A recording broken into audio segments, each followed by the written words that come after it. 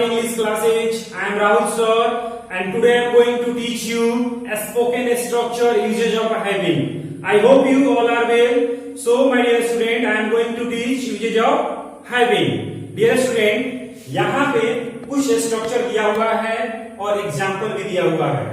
आइए हम लोग बनाते हैं. तो ये रहा प्रेजेंट का.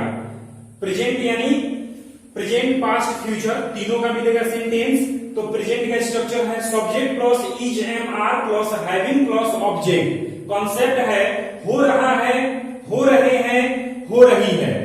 यहाँ पे 6 एग्जाम्पल दिया हुआ है. आइए हम लोग इस एग्जाम्पल को बनाते हैं. यहाँ पहला एग्जाम्पल है उसे खांसी हो रही है.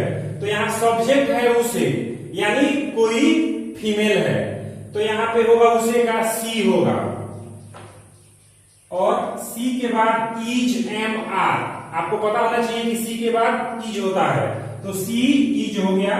उसके बाद है हैविंग. तो हैविंग का प्रयोग करेंगे. उसके बाद है ऑब्जेक्ट यानी खांसी. खांसी का होता है कॉफ. सेकेंड एग्जांपल है रवि को दर्द हो रहा है. तो यहां सब्जेक्ट है रवि. रवि के बाद इज का प्रयोग होता है, क्योंकि थर्ड पर्सन सिंगुलर के साथ इज का प्रयोग होता है. उसके बाद है हैविंग. उसके बाद है ऑब्जेक्ट दर्द. दर्द का इंग्लिश होता है यानी पेन. ये ऑब्जेक्ट का काम कर रहा है. उसके बाद है उनको जुकाम नहीं हो रहा है. निगेटिव है उनको, यानी क्या होगा दे. और दे के साथ आर का प्रयोग होता है, क्योंकि ये निगेटिव है तो हम नॉट का प्रयोग करेंगे. उसके बाद हैविंग, और ऑब्जेक्ट है जुकाम, कोल्ड. नेक्स्ट एग्जांपल है हमको परेशानी हो रही है. हमको यानी वी. वी का प्रयोग करेंगे. वी के साथ होता है आर. उसके बाद हैविंग, और परेशानी का होता है ट्रबल या प्रॉब्लम.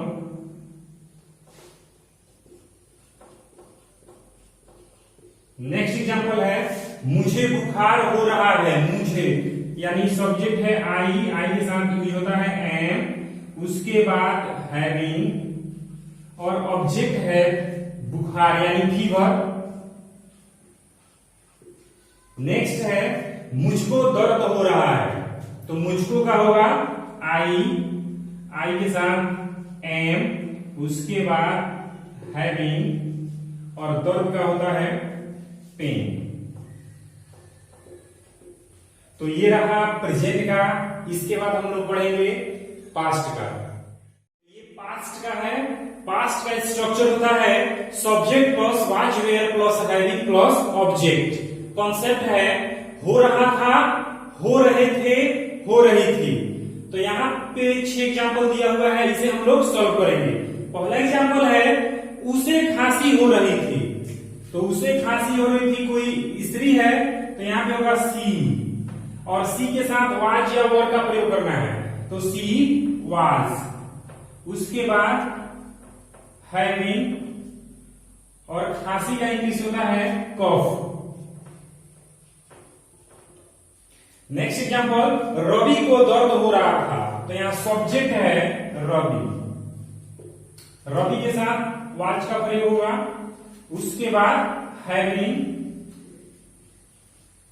दर्द का पेन होता है. नेक्स्ट एग्जांपल उनको जुकाम नहीं हो रहा था, यानी दे. दे के बाद वर का प्रयोग होता है. उसके बाद निगेटिव, तब हैविंग, जुकाम का कोल्ड.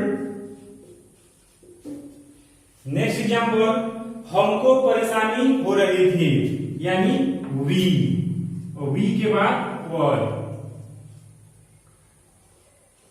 उसके बाद हैविंग, परेशानी का प्रॉब्लम. नेक्स्ट मुझे बुखार हो रहा था. आई. आई के बाद वाज, हैविंग, बुखार का फीवर. मुझको दर्द हो रहा था, तो फिर होगा आई. आई के साथ was तब having, उसके बाद दर्द का होता है पेन। तो ये रहा पास्ट का एग्जाम्पल। इसके बाद हम लोग पढ़ेंगे फ्यूचर का। ये रहा फ्यूचर का एग्जाम्पल। स्ट्रक्चर है subject plus will be plus having plus object. Concept है हो रहा होगा, हो रहे होंगे, हो रही होगी। यहां पीछे एग्जाम्पल है। आइए हम लोग वन बाई वन एग्जाम्पल को बनाते हैं।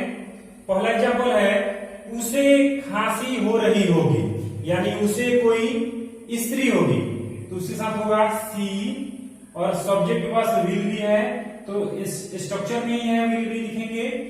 उसके बाद हैविंग है, उसके बाद ऑब्जेक्ट यानी खांसी का होता है कॉफ।